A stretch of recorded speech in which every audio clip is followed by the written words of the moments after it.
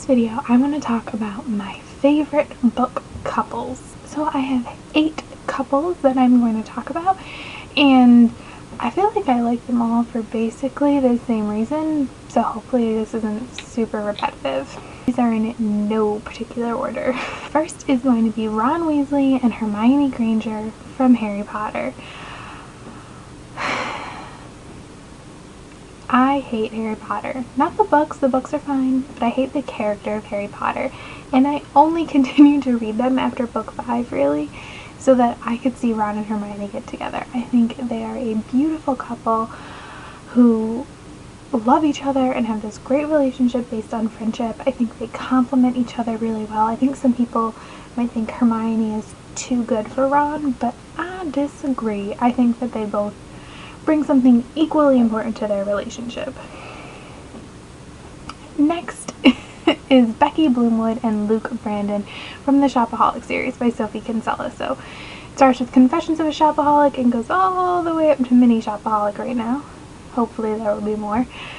And kind of like Ron and Hermione, I feel like they're two very different characters, yet they complement each other really well. And the way they feel about each other is so evident, and Luke Brandon especially is an amazing husband. But not perfect. Never perfect.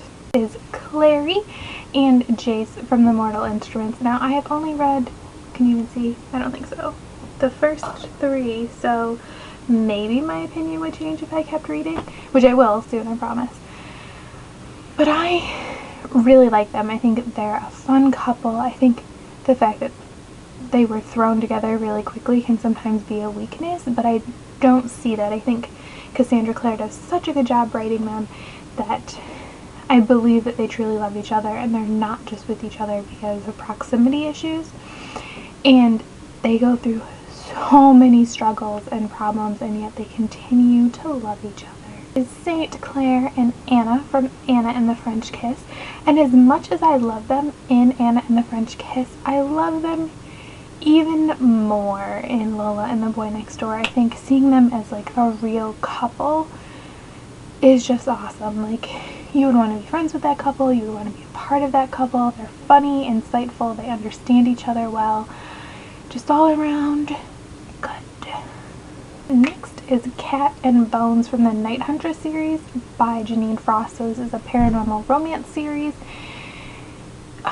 I don't know, they're just such an interesting couple. Like, I love reading them, I care about them passionately, I care about them a lot, and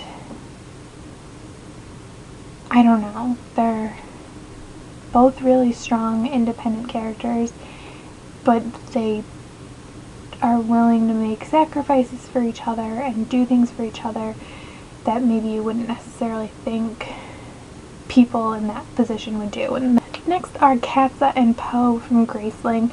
I kind of feel the same way about them the way I do about Cat and Bones. I think they're both strong. Poe probably is a little more laid back, I guess, than Bones would be. I don't know why I like them so much, I just really do. Next is Zsadist and Bella from Lover Awakened. Yes, Lover Awakened by J.R. Ward, which is the 3rd Black Dagger Brotherhood novel. And they also have their own novella, and then of course they show up in all the other books. This couple breaks my heart every time I read their story, and I've reread that book like 10 times. They just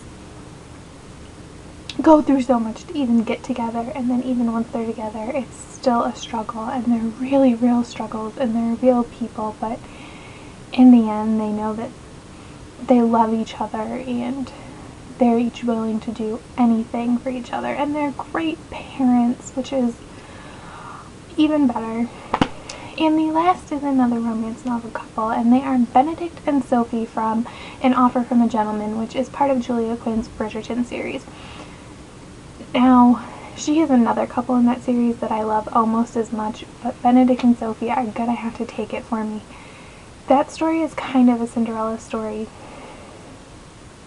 and it takes place in historical Regency England, so marrying somebody poor is not yeah, that's nice in books, but in real life it didn't happen.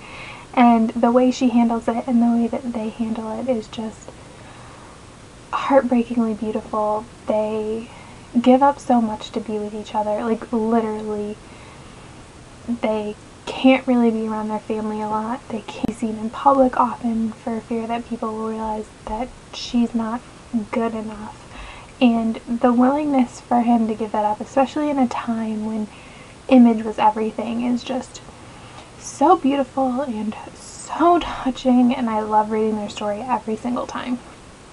So those are my favorite book couples, at least for now. Maybe I'll redo this in like a year or something, in case somebody got booted off the list. What are your favorite book couples? Let me know in the comments down below.